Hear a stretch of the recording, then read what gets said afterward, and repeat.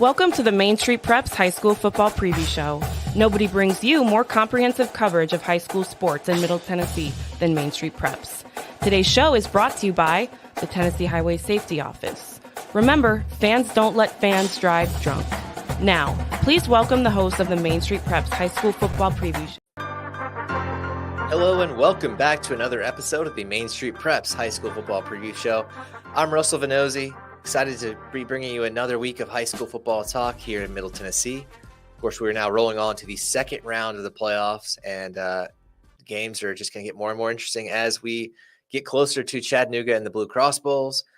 Fun show lined up today. In just a moment, we're going to talk to Page coach Charles Rathbone. His team is set for a second round game against Tullahoma this week.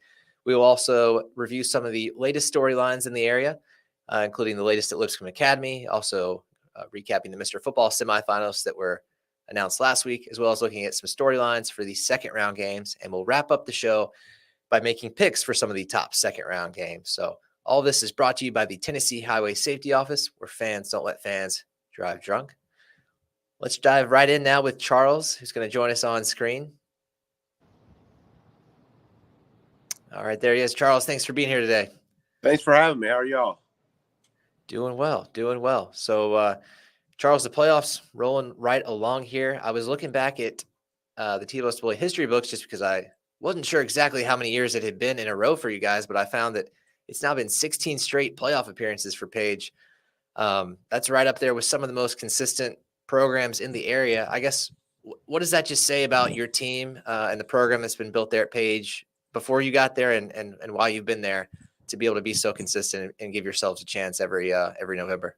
Well, I think it says a lot about our kids and that they come to work and they work hard every day and they get after it and they have expectations and they set those goals and work extremely hard to achieve those goals. I just think it's a great place to be. The atmosphere has grown tremendously since I've been here over the years. I've seen it where the stadium's almost empty and now it's full almost every Friday night, and it's an exciting atmosphere and it's a fun place to play. Yeah, no doubt. And of course, you guys are now to the point where just making the playoffs isn't satisfying enough. Of course, the back-to-back Class 5A state title game appearances the last two seasons. How have those trips to Chattanooga maybe raised the expectation levels, in and around your program? Yeah, it's crazy. When I was first hired for the job, it was just get us to the playoffs and be consistent winners, and then it was to win a home field game or get a home field game. Then it was to get past the second round, and now it's almost state or bust, seems like. And I think sometimes that's unfair expectations for our kids, but I mean that's the world we live in. So it's a fun environment. Kids that come here know that we're gonna strive to be our best and do our best and get after it on the field and off the field as well. So I mean it's expectations definitely gone up. But, that's to expect with the success we've had. So hopefully we can keep that rolling. So the Patriots took care of business in the first round with a 50-14 win over Franklin County. And this Friday you have Tullahoma come to your place. Just from what you know about Tullahoma, what you guys have studied, I mean, where are the challenges going to come in that matchup? Well, they have a very good defense. They really run to the football, flow very well. They get after it, good linebacking core. They're quick, athletic up front. They got good secondary. Number 3, they're probably their best receiver or one of their best receivers. They like to get the ball to him. So we just got to stay disciplined, execute, stay on blocks, and run through some arm tackles and hopefully complete some downfield passes to open it up a little bit. But they're a good team. They're well coached. They're balanced. They're disciplined. So it's going to be a challenge for us for sure. Let's take a closer look at your team. I want to start with the offensive line. That's sort of your area of expertise, being an former offensive lineman yourself. And the O-line has definitely been a strength for Page, especially the last couple of years. Ronan O'Connell, the Clemson commit, missed a big chunk of the season due to injury, but he was able to come back late in the regular season. What's his status moving forward, and how big of a presence is he when he's able to be healthy and to be in the lineup? Well, he's huge in a lot of ways, in his leadership for sure, and his size and just the way he gets after people up front. He's a very physical kid. So, he missed the first 8 games. He's been back for the last 3. Austin Johnson also missed 8 games this year. He's played 3 games all year. He's back. It allowed us to move Jake inside to where he's strongest at. So, I mean, the offensive line is starting to come together at the right time. They played really well the last 3 weeks. They're getting after people up front, opening up holes, and giving Palmer some time to throw the football. So, I mean, just having Ronan back in there just solidifies and makes our, I guess, the other lineman, the younger lineman, feel a little bit more secure, more comfortable having him next to him. You mentioned your son, Jake, there, who, of course, is a part of that offensive line. And I know you had a chance to coach Will, your other son, several years ago. But Jake obviously hopped right in the lineup there as a freshman and has had a good couple seasons. You've been through this before coaching your own son, but what's that like? How do you sort of enjoy that and also, make sure you're being fair to the team and all that kind of stuff? To me, it's very hard. It's difficult. I really did give a lot of consideration after Will came through about stepping aside and letting somebody else take over.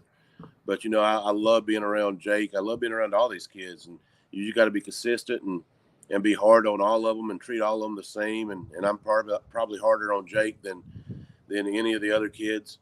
We have a no football talk policy outside of football. On the way home his freshman year, we never talked football unless he wanted to bring it up. So it's difficult. It really is. I mean, because he's in a no-win situation. He could be the best kid out there, and parents are going to still see that he's my son. So, but luckily, he's in a position where a whole lot of kids don't want to play anymore. They don't want to play up front. They don't want to play offensive line. Everybody's a quarterback nowadays, or everybody's a receiver, no matter how fast or how slow they are. So Jake was able to move in and play well, and he's played really, really well this year, especially with the other two guys that were out for so many weeks. He was able to play tackle for us and help strengthen that line and keep it intact while they were gone. I'm curious, what kind of restraint does it take for both of you guys to somehow not talk football outside of practices and stuff? That's got to be tough. I mean, that's kind of your life, right? Yeah, well, my faith is my life and my family is my life. Football is part of my life. So I if he wants to talk, he'll come down on Saturday mornings and want to watch film, and we'll watch film, and I'll tell him what I think he did wrong, what I think he did well, and just like any other kid. I mean, with all these kids, any kid that wants to make time to watch film, I'll make time to watch film with them. And there's a lot of them that do that. But, it's just you got to put it all in perspective, and perspective, life is not football. It's not for me anyway. Life is my faith and the blessings and my family. And I think I try very hard to make sure that I remember that every single day, and I'm thankful for that every single day. Absolutely. That's well said there. And of course, behind this offensive line that we were talking about, you guys have some really talented and experienced players. Senior quarterback Jonathan Palmer, of course, first year as a starter, but he has been solid. You've also got running back Ethan Cunningham behind him in the backfield. What have you made of the seasons those guys have had here as seniors? Well, they've done a great job of taking care of the football. I mean, that's what you got to do when you're touching the football about every play. You got to take care of the football, or you're not going to touch it anymore. JP waited his turn. He waited behind two All-State quarterbacks, and he came back and he's played well. He played really well. He's making some decisions that are putting us in the right position to be successful on the field. And Ethan just runs hard. He hides behind that big offensive line, and he just bursts through the hole at the right time. And he's a tough kid to bring down. And both of them are very hard workers, and both of them are great kids off the field. I mean, you never have any issues at all out of this group of kids. And they just do a great job leading one another and leaning on one another, and they've done a great job this year leading this team. So, Charles, I don't think I can go any deeper into this interview without asking you about the two junior linebackers, Brendan Ains and Eric Hazard. He's a Mr. Football semifinalist. In the regular season, Brendan had 17 tackles for loss, 3.5 sacks, an interception, 3 forced fumbles, and Eric had 21 tackles for loss, 11 sacks, 21 quarterback hurries, and 5 passes defended. How do teams even begin to account for those guys when they're game planning? I'm sure you're glad that you don't have to make a plan to try to go against those guys. Well, and I will say those we work very hard as a coaching staff not to fabricate our statistics. We do first guy there and next guy that helps get him on the ground. That's a tackle and assist, and nobody else. If you're in the picture, that don't necessarily get you an assist. So I look around a lot of these stats and kids with 200 tackles, and that's all crap. There's no way the kid's averaging 20 tackles a game. So, I mean, and I understand that goes back to every coach's how they do it. But our statistics, if you look at film, are legit and honest to what they are. So those two kids have dominated all year. They're the best at their position that we've seen, that we played against. Hazard does a great job of applying pressure. Ains is a little bit more versatile in that he sets the edge for us. He can come off the edge, apply pressure. He can cover. He's got a couple of defense touchdowns this year, and he's a heck of a running back too. We just haven't had to use him just yet. But those kids are great kids, and they're just juniors. So we're very lucky to have them back for another year next year. I'll say, as a sports reporter who's always scrummaging to find accurate stats, I do appreciate the effort you guys put in there on the box scores to make sure that you get that stuff right. But with Brendan and Eric, of course, those guys help you have a really effective pass rush. And that's not something that you always see at the high school level. It's not always been necessary, especially when teams don't pass a whole lot. But a lot of the teams you guys play, Williamson County and surrounding areas, do pass the ball quite a bit. So, I mean, has that been a big separator for you guys to have this pass rush that's just wreaking havoc in the backfield seemingly every game? Yeah, it has. And Eric is the one that sets that stage. We got some guys up front that are not necessarily pass rushers, they're run stoppers, and that's their job, that's their role. And they don't have a lot of stats, but it's because they're able to clog up the middle and turn everything back outside to those linebackers. And then you got those linebackers there to turn everything back inside. So, I mean, it's just it's a very unselfish front seven that we have. Caden Walker, Sean Cunningham has played great at linebacker this year. Omar at nose guard has played. He's a big body, hard to move. So all those guys play together. But being able to get a rush on the quarterback really kind of sets it aside in that, they just know they're not going to have a lot of time to throw the ball, and they kind of rush it. These are high school kids. They're not professionals. So they know they're going to get hit, so they rush to throw, and it's led to quite a few interceptions for us. So, Charles, we'll close with this. You guys have been to the Blue Cross Bowl the last 2 years, like we talked about. You know the path. You know what it takes. This year, what's it going to take for this group to get back there and to try to have a better result? Well, I think every year it takes a little bit of luck, and you got to be very consistent and well planned out in what you're going to do, and you got to put time and effort into it. So, I mean, really focusing through the week, Monday through Thursday, focusing in practice to get down our blocking schemes and executing. And ultimately, that's what wins ball games. So you can't do a whole lot different than what you did during the regular season. You got to hope that you don't have that bad game at the wrong time. And we had a bad game against the Indy, and we just got to hope that don't show its ugly head again. And hopefully, we got a pretty good shot at getting there. We'll see how it shakes out. Charles, I really appreciate your time, and best of luck this week against Tullahoma. Yes, sir. Thanks for having me. Absolutely. That has been Page football coach Charles Rathbone. Very generous of him to give us some time on a busy week as he's getting ready for another big playoff game there in Williamson County. We're going to take a quick break and then come back with some storylines for the second round of the playoffs. So stick around. It was just a few drinks. I'm good. I thought it was good. After every game, we always have a few. It's no big deal. It was no big deal. Hey, I can hold my liquor. I thought I could hold my liquor.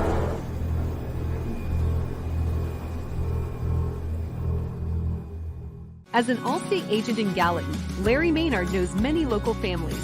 His knowledge and understanding of the people in this community helps him provide customers with outstanding service.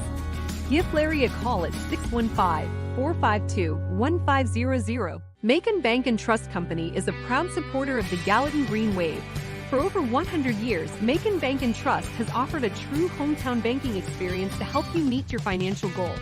We are local people with local decision-making and ready to serve you. Don't let pain keep you from doing the things you love. With our world-class physicians, Houston Clinic Orthopedics will have you back enjoying your life in no time. From ortho care to physical therapy and more. Visit our website to book an appointment. Houston Clinic Orthopedics, when experience matters. Craving the juiciest, most delicious burgers in Dixon? Look no further. Luke's Burgers and Breakfast has got you covered. Whether you're in the mood for a mouth-watering cheeseburger or a breakfast burrito, we have it all. Our secret? Only the freshest ingredients, cooked to perfection every time. So why settle for ordinary when you can have extraordinary? Come on down to Luke's Burgers and Breakfast, where every bite is an experience. We are back here on the Main Street Preps High School Football Preview Show. And as we dive into storylines for the second round, we've got to start with a follow-up on the Lipscomb Academy situation that I talked about extensively last week. Of course, Coach Kevin Mawai is out after one season there at Lipscomb Academy, former Tennessee Titans center and member of the Pro Football Hall of Fame. Lipscomb Academy and Mawai parted ways on Friday. That was the language given to us in a statement from the school. 4-6 in his one season, ended in controversy with a forfeited win over Briarcrest Christian due to the use of a couple of ineligible players. And the big violation, of course, was the recruiting issue. And that kept Lipscomb Academy out of this year's playoffs and also banned them from next year's playoffs. So from the outside looking in, this certainly looks like an attempt by Lipscomb Academy to sort of clean up its image in terms of compliance, to show that the people who were involved and or oversaw the people who were involved in these infractions are no longer with the program, and that they are going to not make those mistakes again, because they would really like to, of course, get that postseason ban for next year removed. Otherwise, next year is essentially just a drawn out exhibition season. So we'll see how that goes. They're supposed to present a plan in front of the TWSAA Board of Control on November 16th. That's next week.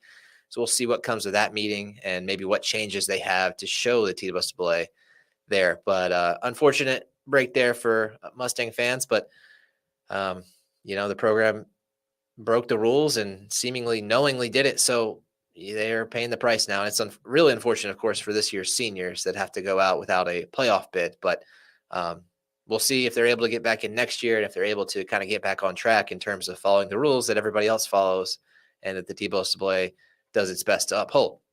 So with that in mind, let's move on now to some of the latest news. Of course, after our show last week, the TWSAA Mr. Football semifinalists are announced. I want to run down the local guys really quickly because a lot of them are still playing and are big factors in the second round. Of course, not all of them. Some teams were eliminated last week. But in Class 1A, we had Ben Franklin from Cornersville and Dawson White from Moore County. Those were the mid-state guys, and that's who I'll run down here.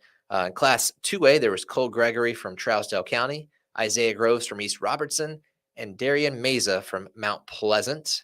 Class 3A, there were no local representatives there for the Mr. Football Awards. But Class 4A, there's Gabe Borders from Macon County, and Zion Simpson Smith and Keyshawn Tarleton, both from Pearl Cone. Have a nice year there for the undefeated Firebirds.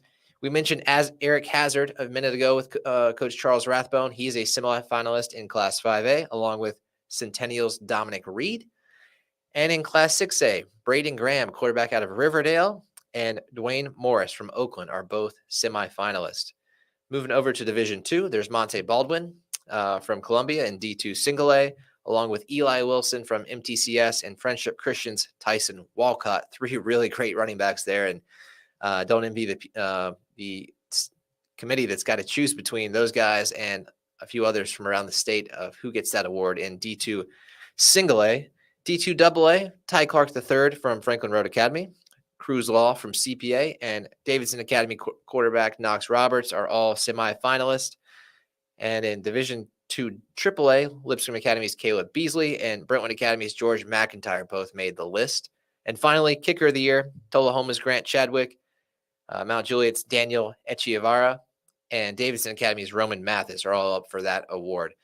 So the semifinalists will be whittled down to finalists on November 21st, and then I believe it's the Tuesday after the Blue Cross Bowls.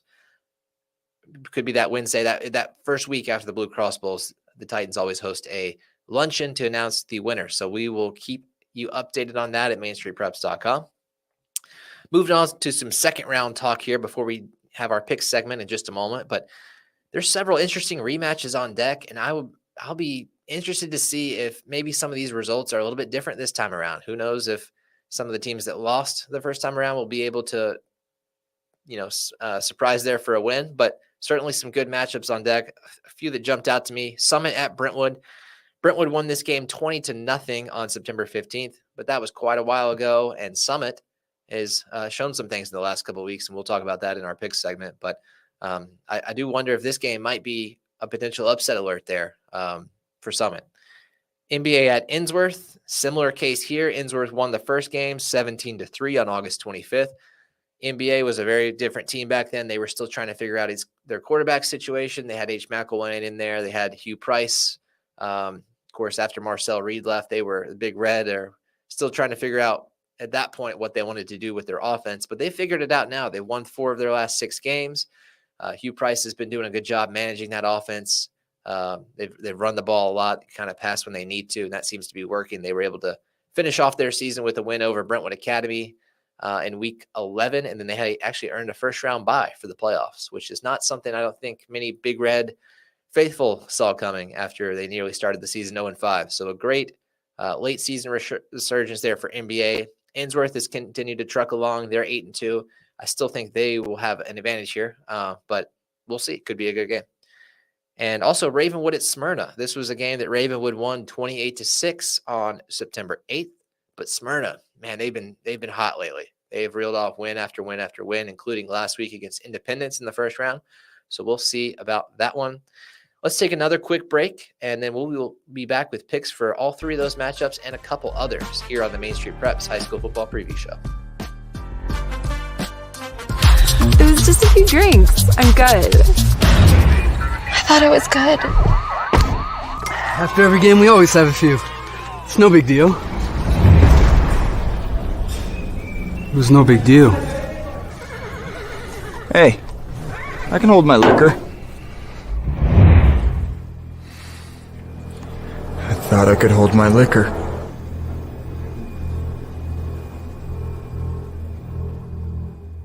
Welcome to the GR Group at Cry Like Realtors. Our team is comprised of seasoned veterans, military spouses, and other real estate professionals with strong ties to the military community. We specialize in helping our clients buy and sell homes, as well as providing comprehensive services for commercial and land properties.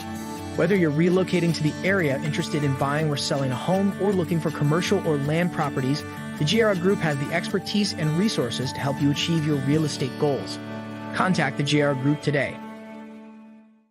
Founded in 2005, Pamela Witt, First Lending Solutions, has a reputation of consistently offering the lowest possible rates and, above all, providing outstanding customer service. Pamela Witt, First Lending Solutions, takes pride in treating our clients with honesty and integrity. We provide excellent service and experience you can trust for all your mortgage needs, proudly serving all of Tennessee. Apply today. Call Pamela Witt, First Lending Solutions, 858-518-1506, or online at www.firstlendingonline.com. NMLS number 314276, ID 135932. Tired of hanging lights every year? We get it. That's why Southern Nights is here to help. We install programmable lighting on your home or business so you can enjoy beautiful, customizable lighting all year round. No more ladders, tangled lights, or cold nights outside. We do the work, you do the celebrating. Call Southern Nights today and take the hassle out of holiday lighting forever. For a free quote, give us a call at 931-241-3074 or visit our Facebook page at Southern Nights. All right, it's time to dive into some predictions for the second round of the playoffs in Middle Tennessee. It's a big week for teams on the field. It's also a big week for the Main Street Prep staff. Pick 'em. We've got a kind of a logjam here in the standings. Brady McNamee, our Clarksville sports editor, is 88-32. He's got first place all by himself. But then we've got a 4-way tie for second place between myself, Monty Hale, Maurice Patton, and David Wilson. We all stand at 85-35 overall. So we'll see if anybody's able to separate this week. I, of course, had another 6-4 week last week. Pretty disappointed with that. Not really sure what's going on, but my picks have not been as accurate down the stretch here. Of course, there's been a couple upsets. I've gone for a couple upsets that didn't work out, and here we are with a dwindling record. But the second round is a great opportunity here to try to get back on track. So let's see if we can make that happen. Let's start off with NBA to Ainsworth. We were just talking about this matchup a minute ago. I think this is a type of game that could come down to a field goal.